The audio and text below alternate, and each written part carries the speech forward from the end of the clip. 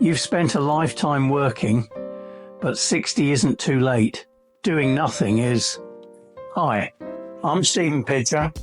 If you're in your 60s and wondering if it's too late to make a difference to your retirement, it's not.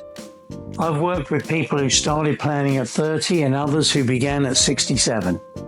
Every situation is different, but one thing stays the same. The moment you start looking forward, things begin to shift. Maybe it's restructuring your investments, downsizing, making use of your allowances, or finding new ways to reduce the tax you pay. The key is this: progress is always possible. So if you're feeling unsure or you feel like you've missed the boat, I want you to know there's still time to make meaningful choices. And I'm here to help you navigate them. Retirement planning at 60 isn't too late.